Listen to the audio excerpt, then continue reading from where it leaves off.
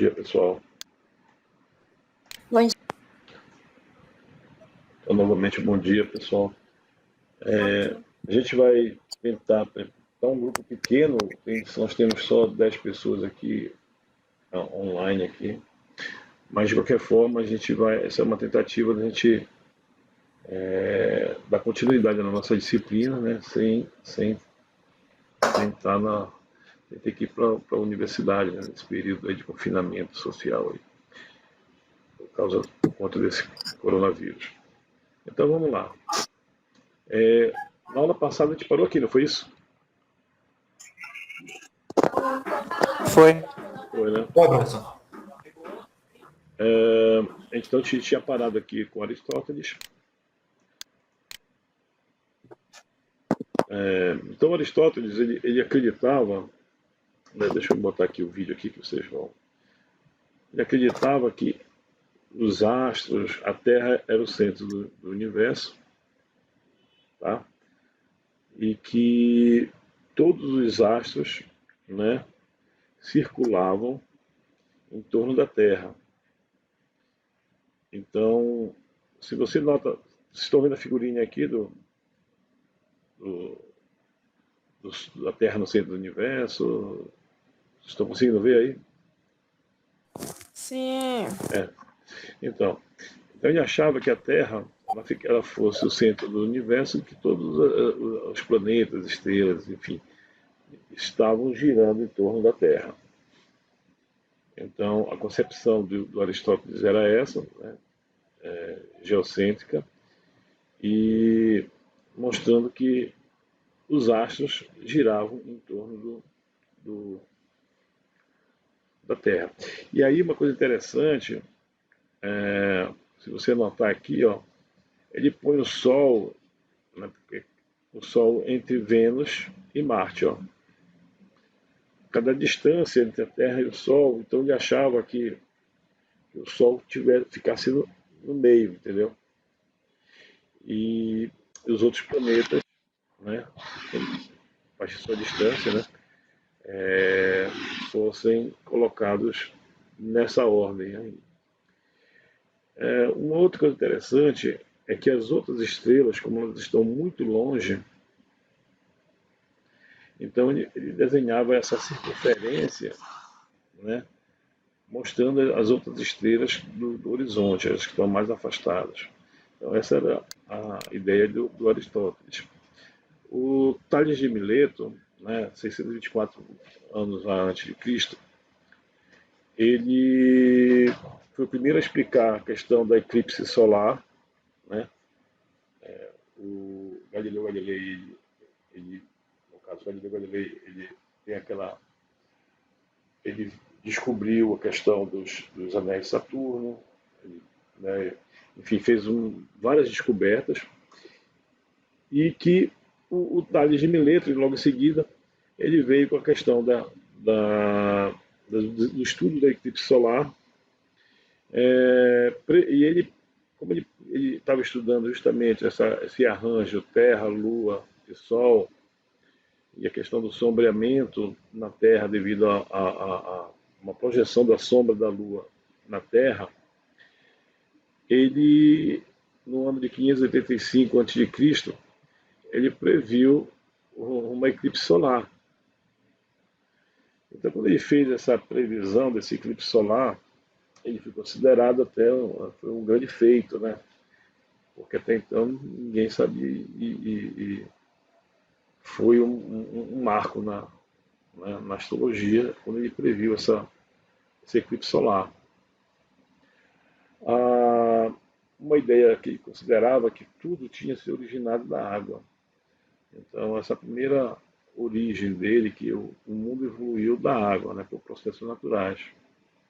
Isso ele falou, pessoal, 2.460 anos antes do Charles Darwin, tá? Então ele já imaginava que o mundo tinha surgido a partir da água. Então aí teve outros feitos aqui, somente da questão da trigonometria, mas com relação à evolução da vida na Terra, ele achou que tudo vinha da água, né? E aí vem o Pitágoras, o Pitágoras também acredita, todos eles, na verdade, esses filósofos todos, tentavam justificar os fenômenos da natureza por processo, por questões matemáticas. Né? E o Pitágoras disse que o cosmos é regido por essas relações matemáticas. Então, uma das observações que ele fez, né, é que os astros, durante a noite, né, vocês estão vendo aí uma figura de uma noite, né, uma câmera, se você deixar uma câmera no escuro, ela com o obturador ligado a noite toda, o que você vai ver é que as estrelas elas vão desenhar uma circunferência perfeita no céu. Por quê? Imagina que a Terra está girando e aqueles astros vão desenhar uma circunferência. Quanto mais próximo do eixo de rotação da Terra, na direção do eixo de rotação da Terra, deixa eu ver se consigo fazer uma figurinha aqui para vocês. Quanto mais próximo do eixo de rotação da Terra, você vai ter uma centralização daquela deixa eu ver aqui se eu consigo botar aqui a caneta aqui. Então, aqui, ó, quando você vê aqui ó, essa região aqui, ó, no centro aqui, você vai notar que bem no centro, repara aqui no azul aqui, ó, bem no centro dele aí, ó, tem uma estrela, tá vendo? Essa estrela, como ela está localizada bem no eixo, né? Essa estrela, no caso, essas fotos são do hemisfério norte, essa estrela bem no centro é uma estrela polar, a Polaris, é a estrela que indica a direção do Polo Norte.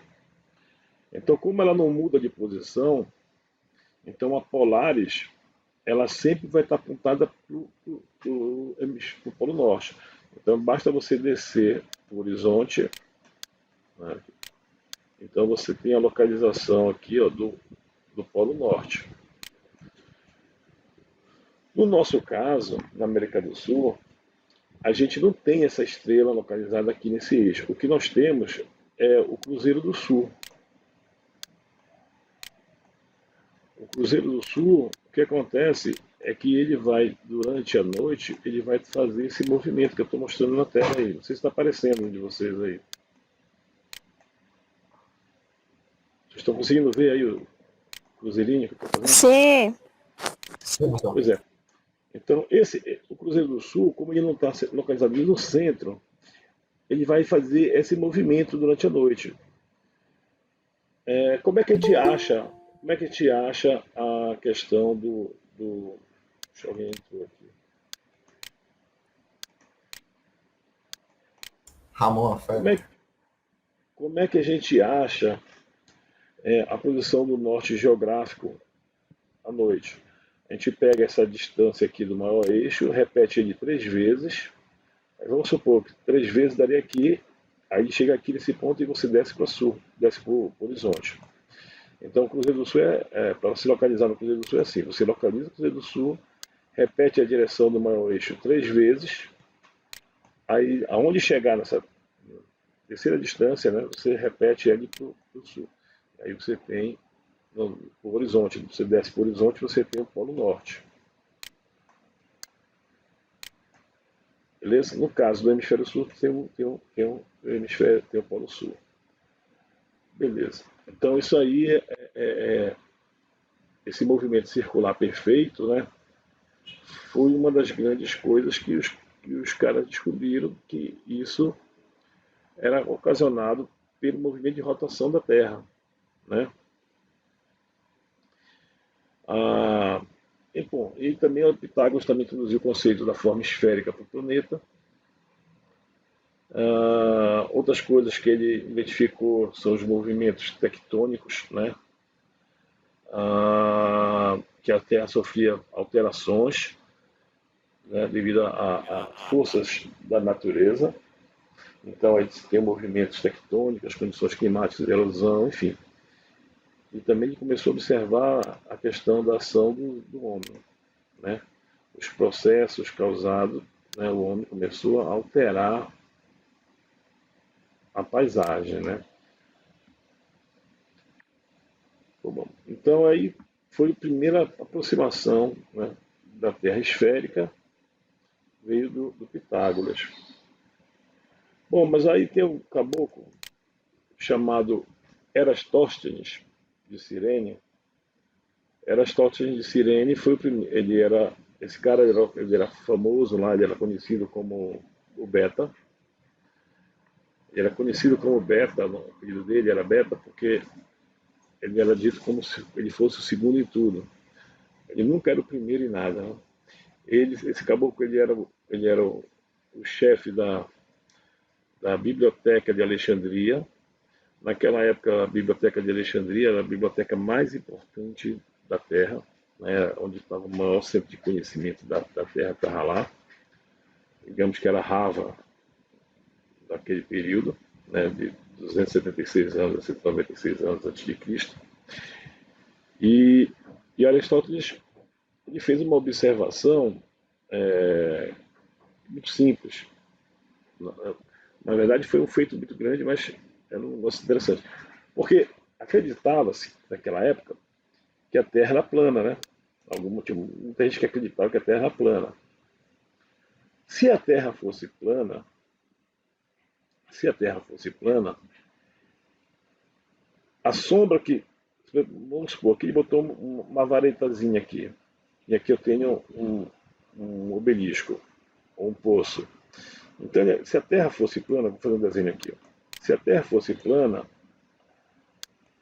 a sombra desse poste em Alexandria e a outra e a sombra de um poste em Siene, que fica distante lá 600 quilômetros, 800 quilômetros, se a Terra fosse plana, a sombra do Sol seria a mesma nas duas localidades.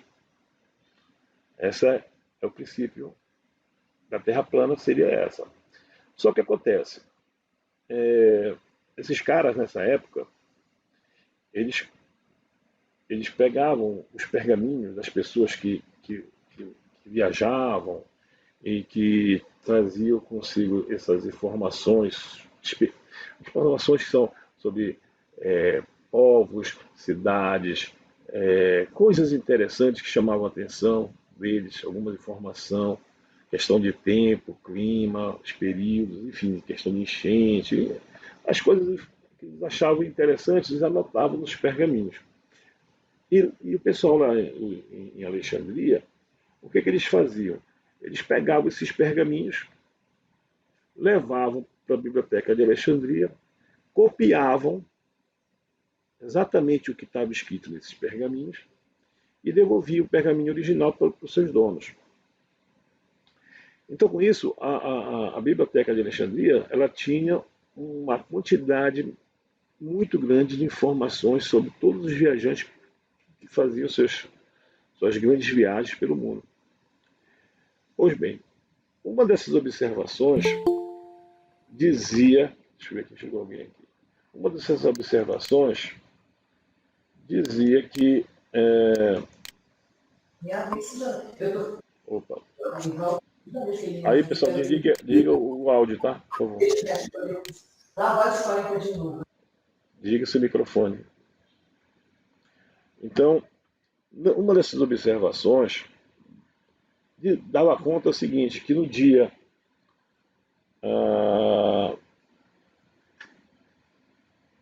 num determinado dia 11 em junho, 11 de junho, se não me engano, um poço em Siena, né, um poço em Siena, recebia a iluminação do Sol no solstício de verão, ao meio-dia, recebia diretamente, ou seja, o Sol iluminava diretamente o fundo do poço.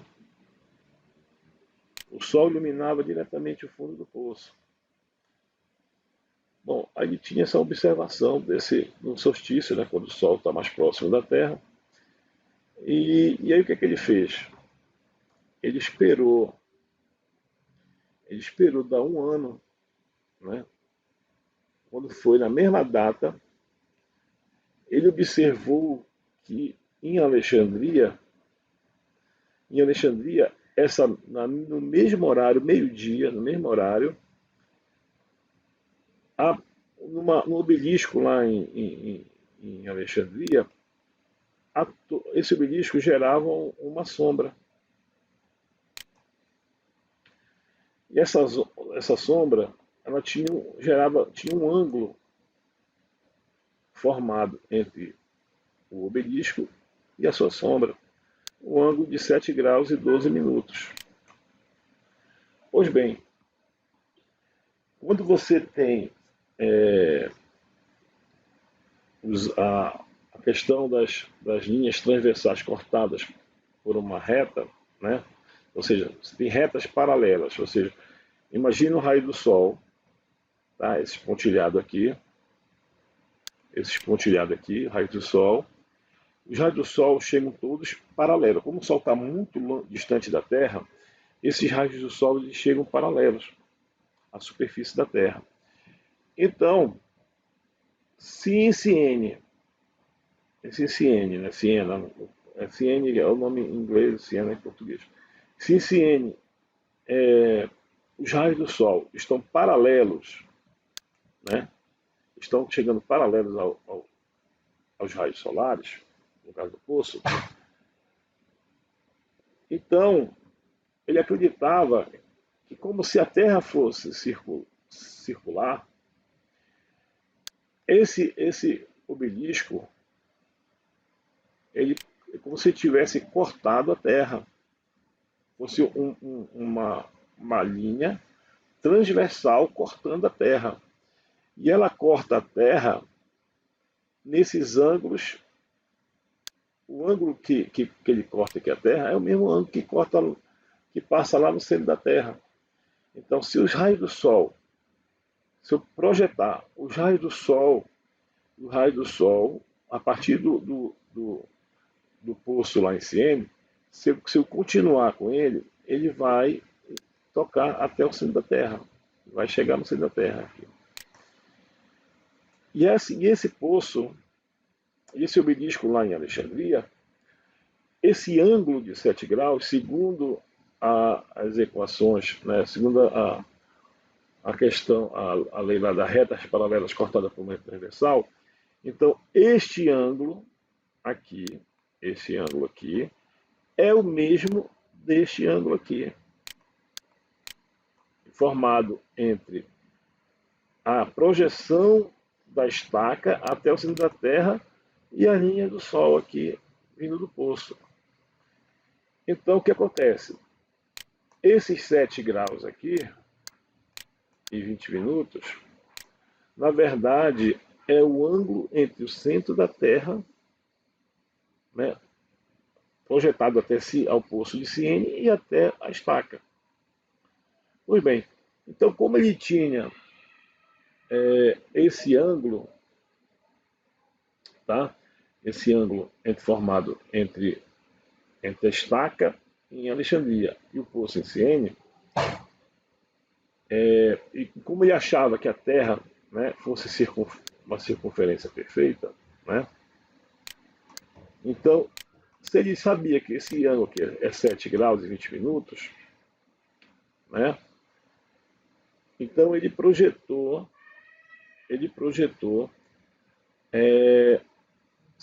para ele saber a circunferência da Terra, bastava ele, como aqui é 360, né? Então bastava ele saber a distância na superfície da Terra entre Siena e Alexandria. Então, 7 graus e 20 minutos. 7 graus e 20 minutos é x metros, né? X metros.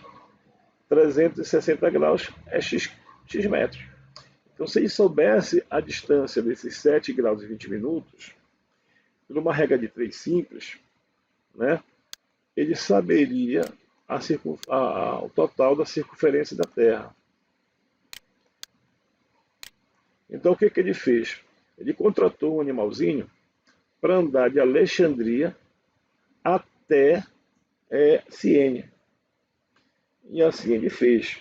Naquela época, eles mediam as distâncias não em quilômetros, mas em estádia. A estádia era a distância de um estádio, né, daqueles coliseus e tal. Então, uma estádia, ela equivalia a 185 metros. Então, ele contava, por exemplo, quantos passos ele precisava dar para ocupar uma estádia. Então, vamos supor, ele dava 200 passos, era uma estádia. Então, a cada 200 passos, ele contava uma estádia, que era 250 metros, 185 metros. Pois, fim, ele calculou 5.000 estádias. Né? 5.000 estádias.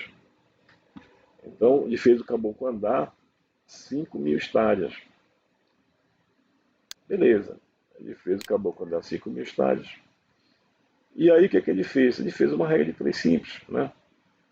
Ele fez uma regra de 3 simples, onde 7 graus e 12 minutos equivale a 1 sobre 50. E aí você faz uma regra de 3 e ele obteve, né, usando uma estádia de 135 metros, ele obteve o valor de 46.250 quilômetros. Pessoal, isso aí é quase perfeito. É quase perfeito. Só não é mais perfeito porque é o seguinte, a Alexandria e Siene não estão no mesmo meridiano. Então, teve esse probleminha, porque Alexandria e Siene não estão no mesmo meridiano, porque se estivesse no mesmo meridiano, esse valor, a precisão seria maior. Outra coisa, o caboclo, a topografia, o levantamento da distância que o cara fez entre Alexandria e Siene foi na contagem dos passos. Pô. Então, na contagem dos passos dá muito erro. Né? Então, ele teve uma precisão muito grande, quase que 98% de acerto aí, entre a distância da Terra e a Alexandria, a circunferência da Terra. Ainda tem um detalhe, a Terra ela não é uma circunferência. Então ele adotou como a Terra fosse uma circunferência. Bora ver se rola um vídeo aqui. Se não estiver rolando, vocês me avisam, tá? Eu vou passar um vídeo agora. E aí vocês me dizem se vai funcionar ou não.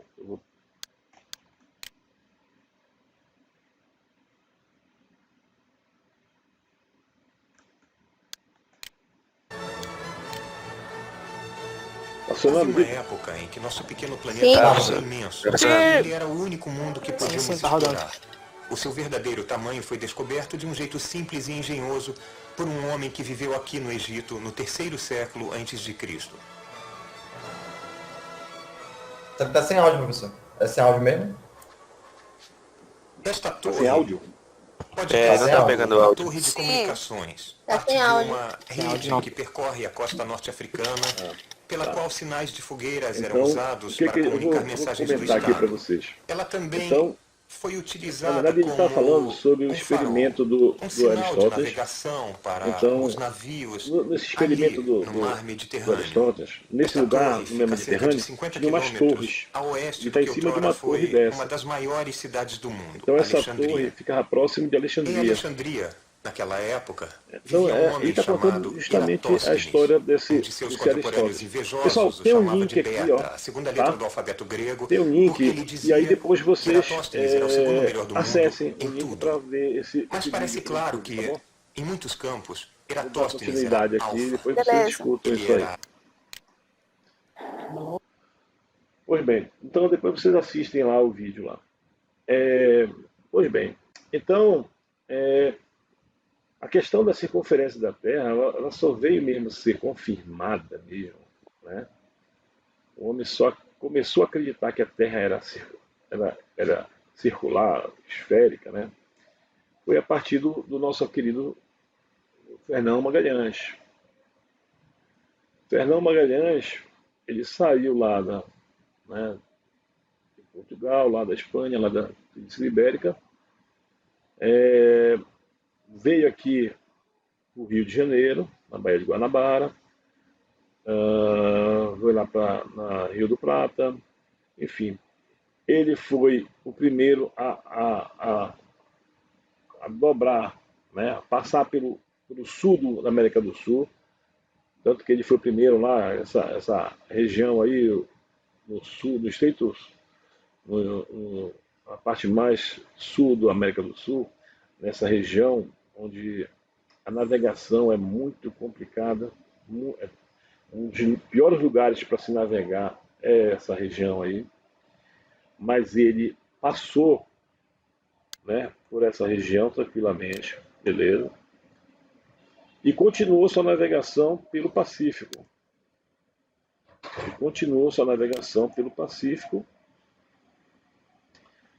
Quando ele chegou lá na Indonésia, nas Filipinas, desculpa, quando ele chegou nas Filipinas, mataram ele lá, né? Morreu lá nas Filipinas, lá, cometido lá de.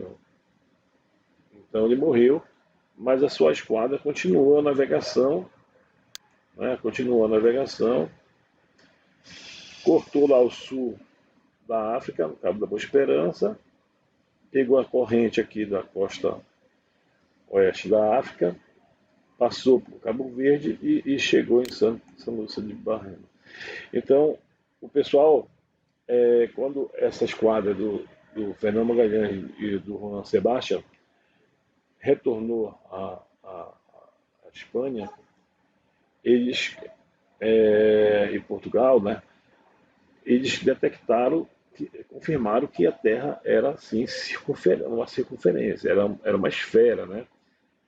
Então foi a primeira vez que eles confirmaram, tiveram a certeza que a Terra era uma esfera.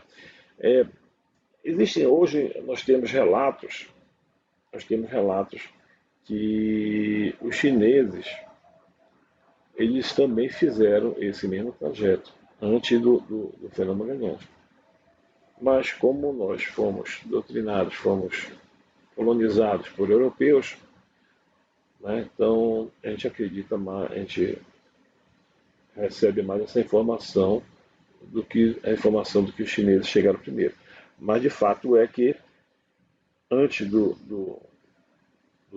Colombo chegar aqui na América, os chineses já tinham um mapa com desenho da América, né, da costa oeste da América. Já tinha um mapa preliminar assim, dessa região. Mas isso aí fica para depois, uma outra conversa com vocês. Mas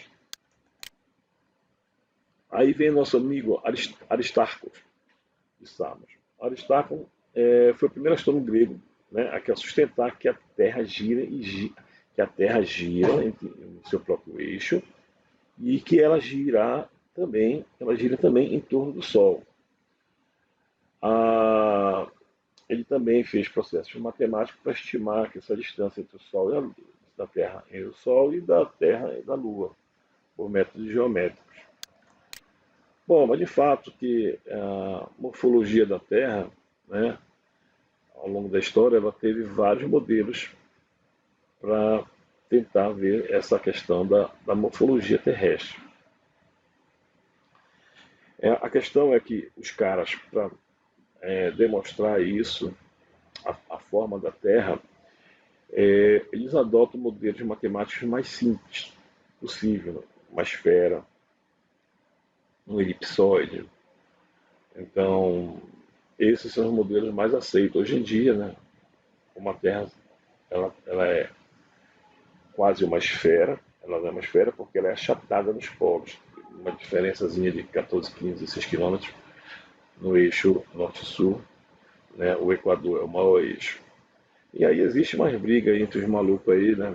Que até hoje ainda tem nego que acha que a Terra é plana. Bom, mas aí fica aí a questão, envolve aí muito mais do que conhecimento científico, envolve religião, enfim, doutrina. A gente não vai entrar nessa noia aí. Mas de fato é que Nicolau Copérnico, né, ele desenvolveu, né, um modelo matemático que sustentava o sistema heliocêntrico.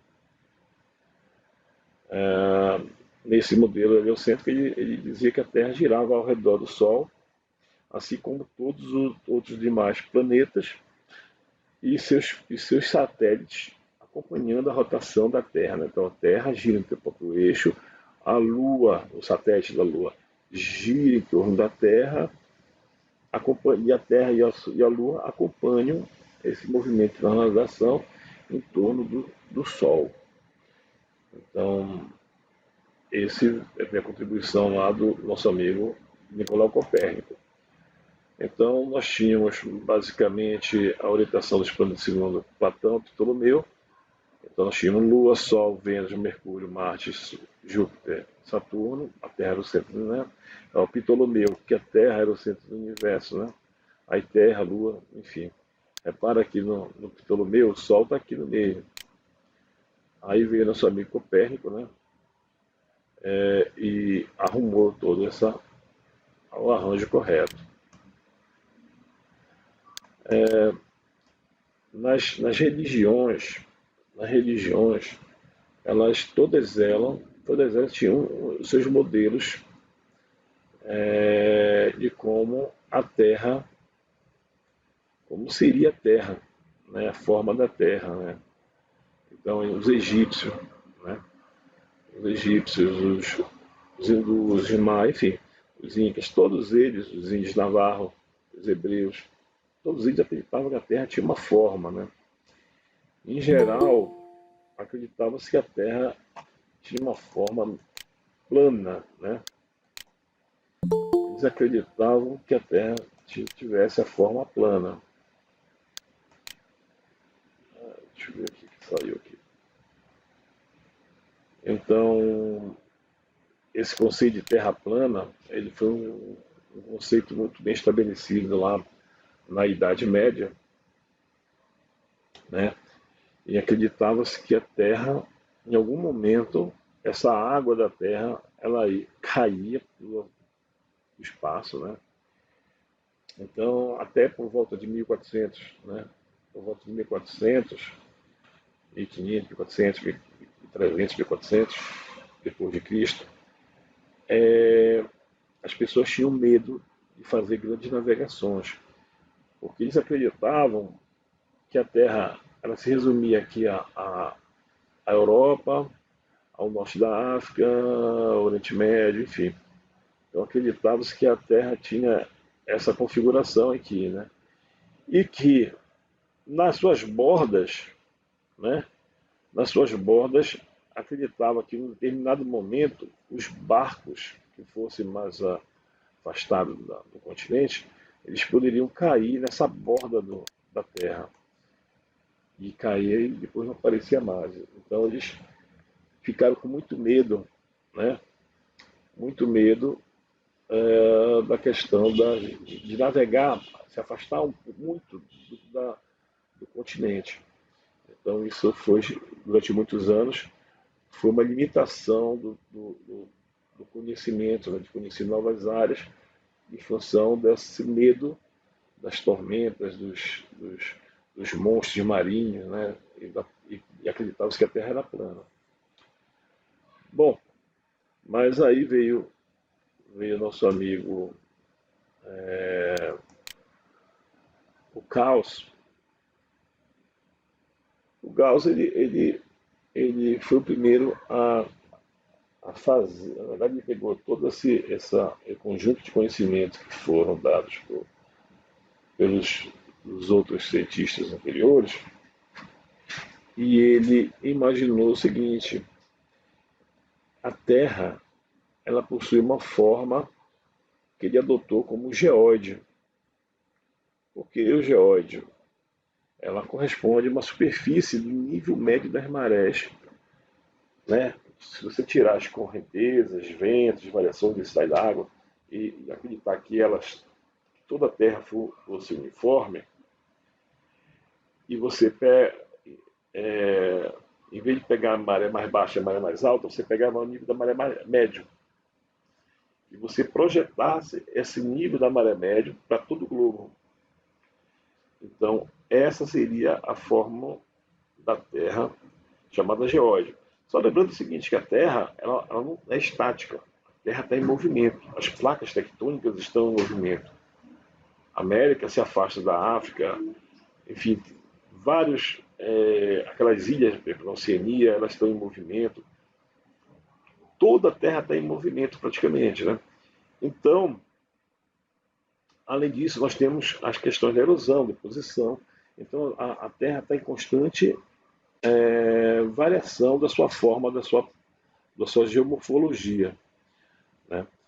E com isso, o Carl Gauss ele fez esse modelo chamado geóide, que para representar a Terra, tá? Só lembrando que a Terra, na verdade, ela é composta por diferentes materiais. Esses materiais, como são diferentes, eles resultam em diferentes densidades, né? E essas densidades desses materiais em torno do globo terrestre, eles possuem atuação da força gravitacional diferente. Vou dar um exemplo para vocês. A força gravitacional na região de Carajás é uma, a força gravitacional aqui na UFRA é outra. Por quê? Aqui na UFRA nós temos um solo mais não muito tão ferroso quanto em Carajás. Lá em Carajás nós temos muito ferro. Esse ferro vai gerar uma densidade maior. Com isso vai gerar uma força gravitacional maior lá em Carajás do que aqui em Belém. Então, você vê que nas diferentes, a gente vai explicar isso nas próximas aulas, que diferentes materiais vão gerar diferentes forças gravitacionais. Bom, mas a Terra esse geóide, é difícil de representar isso matematicamente, tá bom? Matematicamente é muito complexo representar essa forma da Terra. A Terra ela não é lisa, ela é rugosa, cheia de altos e baixos, morros e montanhas, né? Vales, oceanos, lagos, depressões.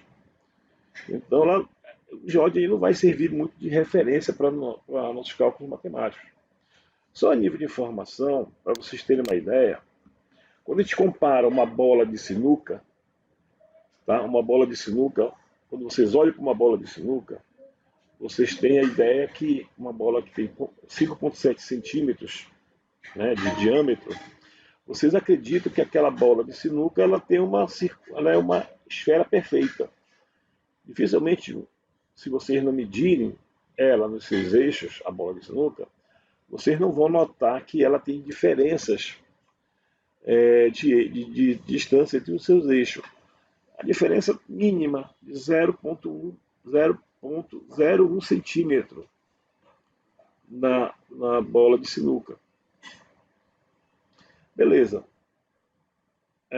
Essa diferença, quando a gente compara, quando a gente pega a Terra, tá? Quando a gente pega a Terra, e a gente pega o ponto mais alto da Terra, que é 8.850 metros, né? Que é o ponto lá no Monte Everest. Quando a gente compara com o ponto mais baixo da Terra, que é lá no Mar Morto, tá? Esse ponto mais baixo da Terra, que é visível da Terra, tá? Porque o ponto mais baixo da Terra mesmo fica no fundo dos oceanos, na fossa das Marianas. Então a gente só está comparando o que está na superfície. Então a gente tem o Everest, 8.850 metros, e o Mar Morto, a margem do Mar Morto, menos 418 metros. Isso dá uma diferença de desnível na Terra de 9.260 metros. Tá? Então a diferença do ponto mais alto da Terra para o ponto mais alto da Terra é de 9.268 metros na superfície da Terra. Se a gente fosse reduzir esse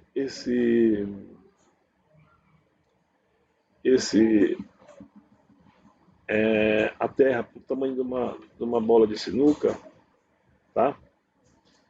A diferença vai dar 0,04 milímetros. Lembrando que a bola de sinuca, essa mesma diferença é de 0,2 milímetros. A Terra, essa diferença de desnível aí de 9.268 metros, quando te compara com a dimensão da Terra, né, essa diferença é apenas de 0,04 milímetros.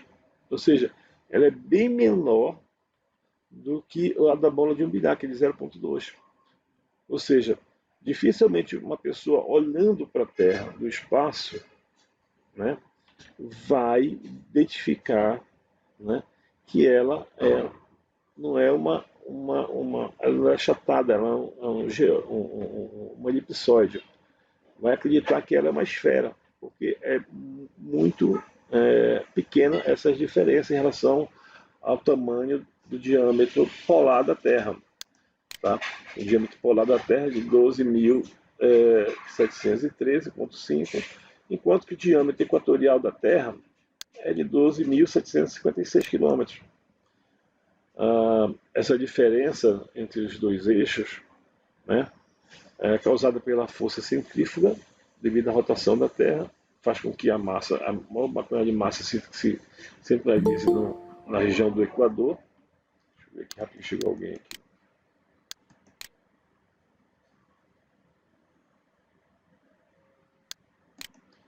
Se centraliza na região do Equador, tá? Gerando aí essa diferença de 42 km. Tá? Pois bem,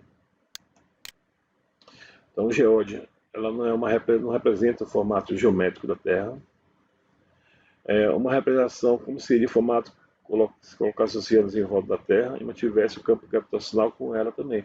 Se a gente for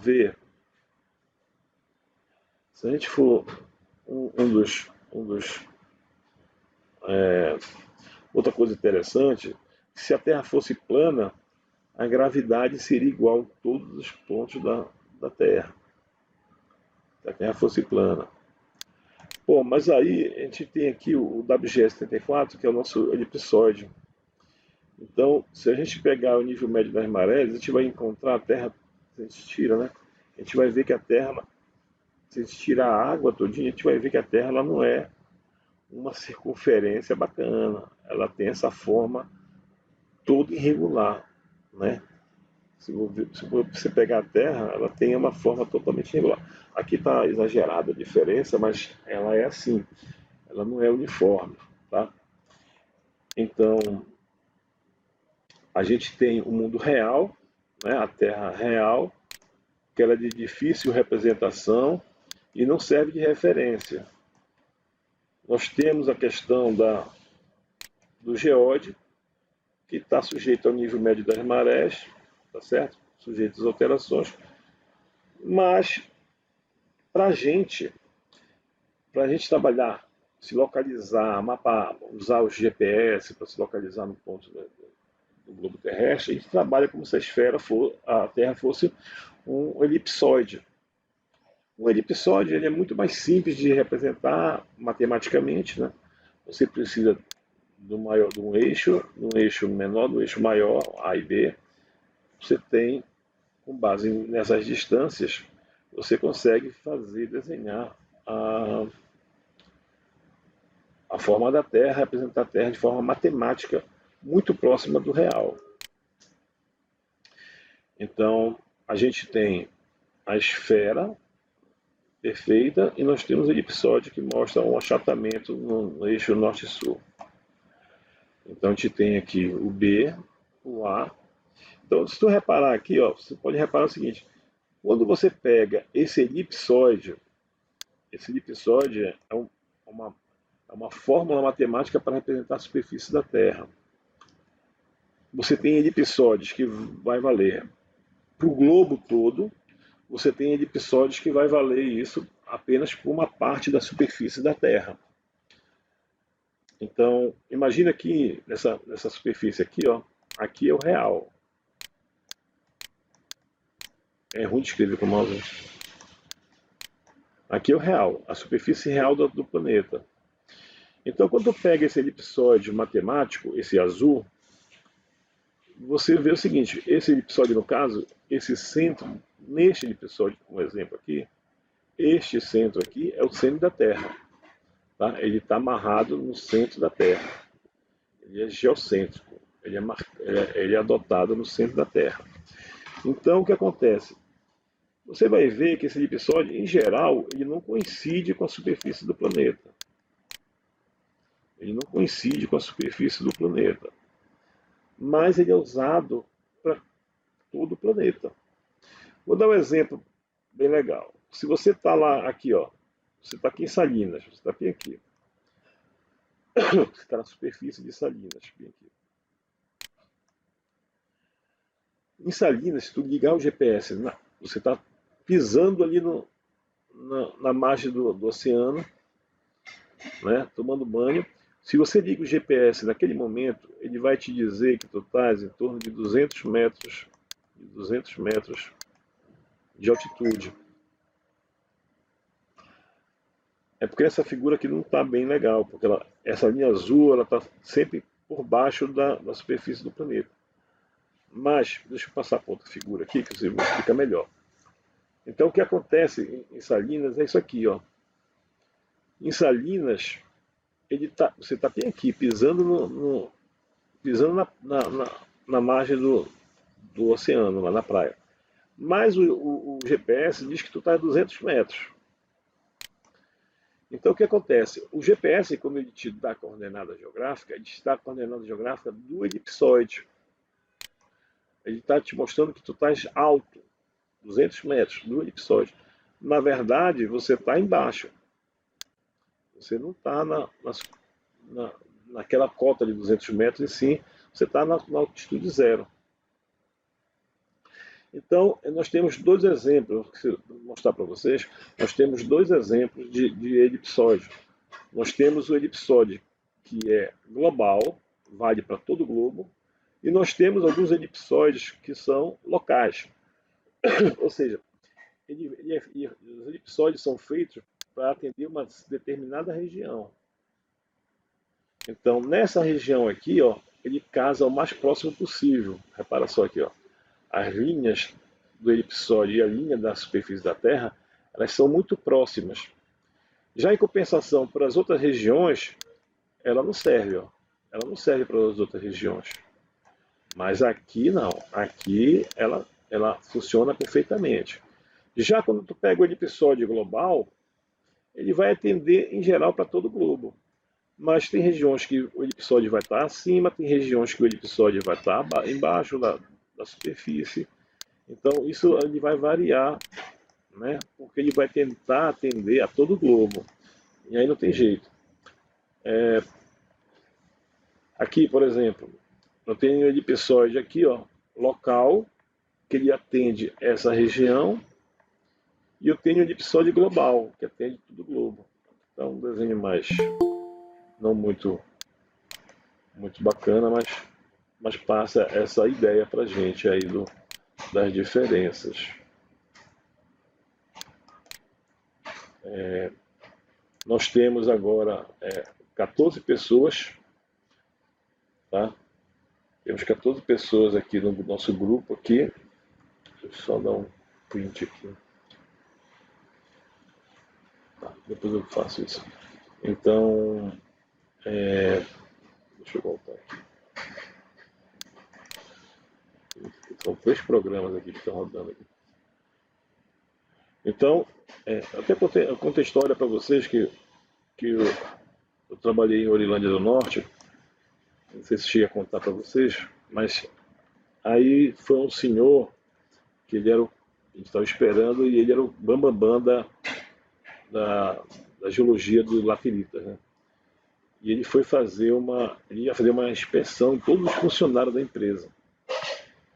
E, e aí nós sabíamos que ele ia fazer essa visita e ia avaliar todos os funcionários. E naquele determinado momento eu peguei, como eu era responsável pelo geoprocessamento, mapa, banco de dados, enfim, eu peguei, elaborei os mapas bonitos, né, bacanas, mapa perfeito e tal. Fui para o campo, nas áreas que a gente ia parar com esse senhor, o nome dele eu nunca esqueci, Bob Osborne, o nome dele. Aí o seu Bob Osborne já preparou do lado nas vias, já deixamos as amostras bonitas, porque ele descia do carro, já se deparava com as amostras das rochas referidas daquela área. Então nós já preparamos o terreno tudinho para esse cara não ter problema. Quando esse caboclo chegou lá e eu fui levar ele para o campo,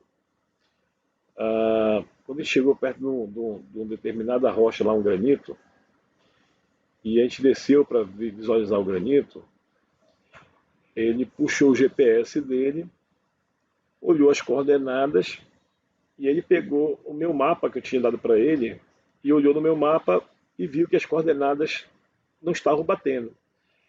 Esse cara pegou meu mapa, amassou meu mapa e chamou meu mapa de lixo. Pô, eu fiquei todo nervoso na hora, né? Pô, cara, passei o mês inteiro preparando o mapa, o cara pega e chama meu mapa. Eu já tinha visto o mapa todinho, já tinha ido pro campo com o mapa testado para ver se tá tudo ok, né? E o cara amassa meu mapa, joga no chão e chama de lixo o meu mapa, cara. Eu fiquei nervoso na hora, né? Digo, pô, deixa eu olhar lá o que esse cara tá fazendo, cara. E aí eu fui olhar o que o cara fez. Aí eu olhei, peguei o meu GPS, peguei o meu mapa, porra, tá batendo tudo certinho. Aí eu chamei o seu Bob Osborne, ó, no meu mapa tá ok, o que é lixo aqui? Perguntei pra ele, o que é lixo? As suas coordenadas estão erradas. Aí eu digo, não, eu mostrei meu GPS para ele, olha, meu GPS está ok, né? Meu GPS ok, meu mapa ok, né? Coordenadas ok, escala ok, o teu GPS que não está ok, falei para ele, né? Aí ele puxou o GPS dele e estava dando uma coordenada errada, diferente. Ele puxou aquele GPS, cara, o GPS dele era novinho, cara. Ele pegou, deu uma pedrada em cima da rocha lá, com aquele GPS, para quebrar o GPS. Só que reconstituiu assim, aí eu fui e peguei o GPS. Ele era um senhor dos 60 e poucos anos, 70 e poucos anos. E aí eu peguei o GPS dele, que tinha dado uma pedrada com o GPS, e fui olhar. O que acontece? Ele estava trabalhando na Austrália. Ele estava trabalhando na Austrália, e lá na Austrália, o GPS dele foi configurado para trabalhar com um elipsoide local. Ou seja, aquele GPS ele funciona, aquele elipsoide local ele funciona lá para a Austrália, mas para a América do Sul não tem nada a ver. Então o que acontece? Eu disse para ele, olha, seu Bob Osborne, você está usando o elipsoide errado, você tinha que ter configurado seu aparelho antes de vir trabalhar aqui no Brasil. Né? Eu acabei de uma chamada nele, né? Porque o senhor está usando o elipsoide da Austrália. No mínimo você tinha que usar o elipsoide global, que é o WGS-34. Então você está usando o elipsoide errado. E aí ganhei crédito lá com o velho, né? Mas porque estava usando o elipsoide errado. Por isso, sempre que antes você comece a trabalhar usando o GPS, você verifica qual é o elipsoide de referência, tá? Porque você não sabe onde foi usado da última vez e quem usou se ele alterou essas coisas. Então é preciso que você dê uma verificada nessa questão.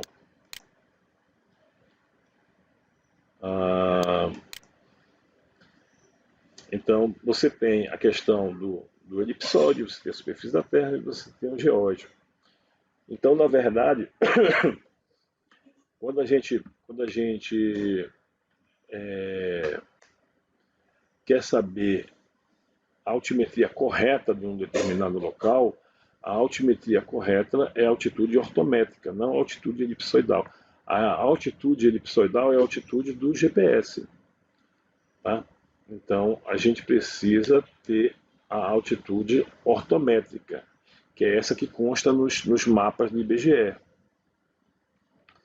Então, aquela cota topográfica que consta lá no mapa do IBGE, ela não é a altitude do GPS, e sim a ortométrica. A altitude ortométrica, na verdade, vai ser, que é esse Hzão aqui, vai ser a altitude do GPS mais a altitude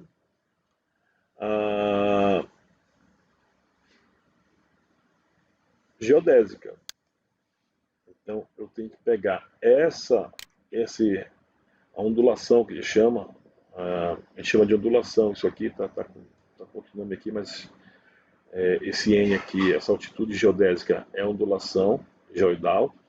Então você pega essa ondulação geoidal e soma com a altitude elipsoidal.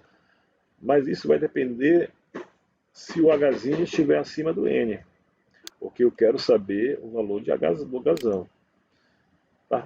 Você não precisa saber exatamente isso aqui, porque lá na frente nós temos isso a gente coloca, usa um software que você põe você põe a coordenada do teu ponto e põe a altitude do GPS, e ele te devolve a altitude ortométrica, né? A altura ortométrica, a altitude ortométrica, que é a altitude real. Então, quando você pega com o GPS geodésico isso, ele transforma, entrando com as coordenadas e a altitude do elipsoide, ele já transforma isso, né? Esse valor em Hzão, né? Que é a altitude ortométrica, né?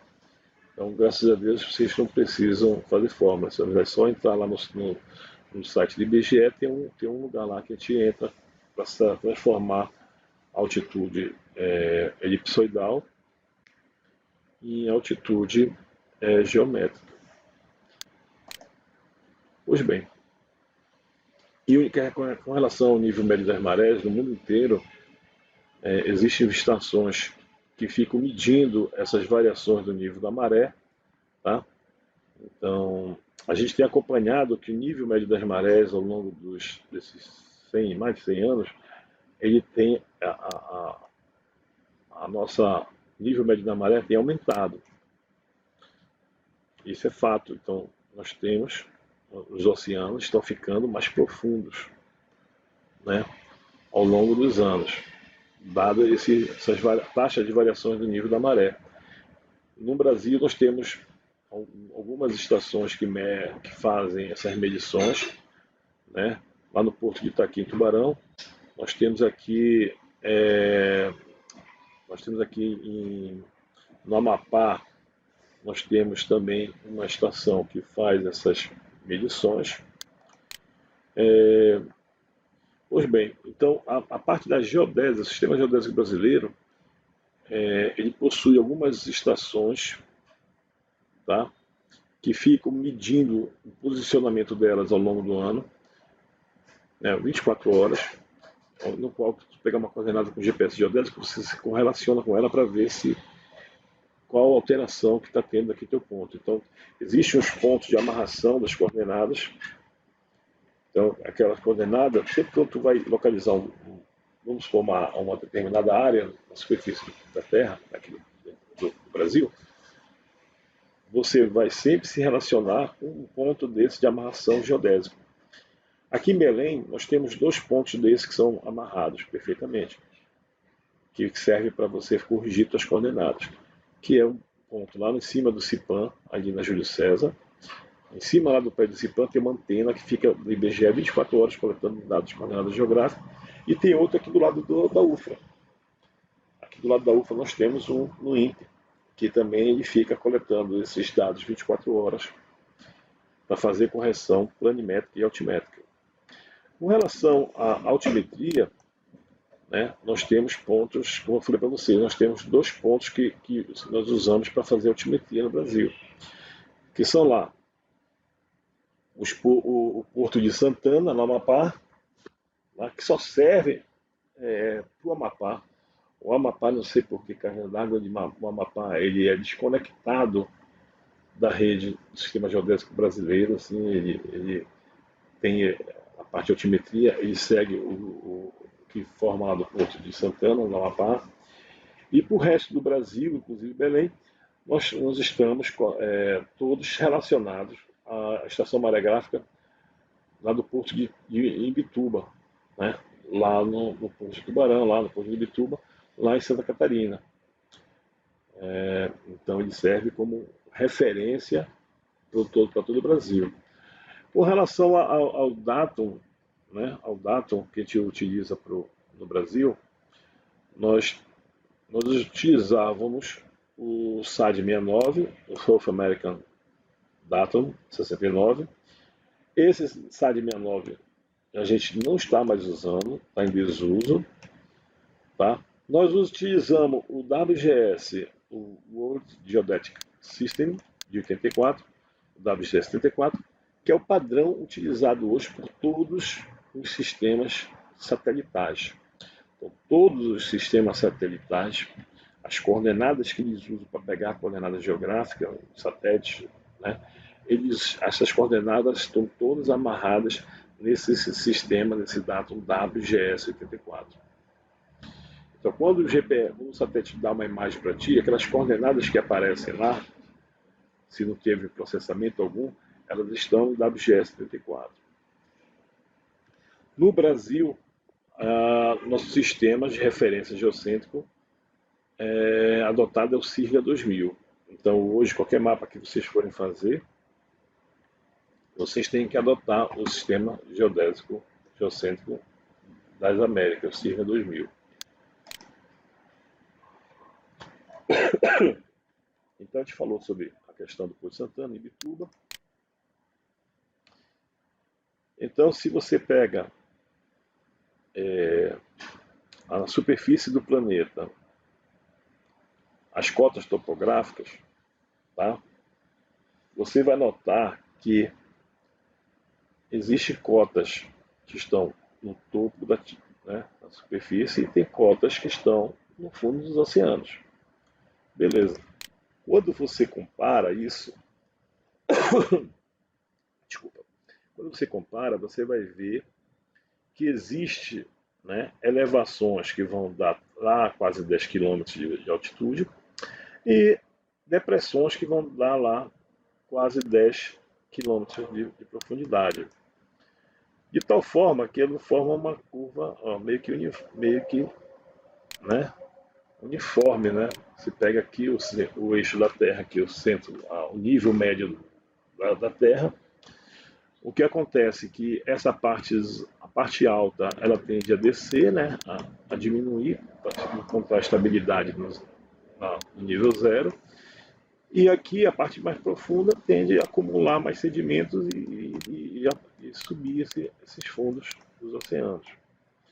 Então você vai perdendo o topo das serras, né? As serras vão diminuindo, vão se abaulando, vão se aplanando, e os fundos dos oceanos vão também acumulando sedimentos, também vão aumentando sua profundidade, vai aumentando, né?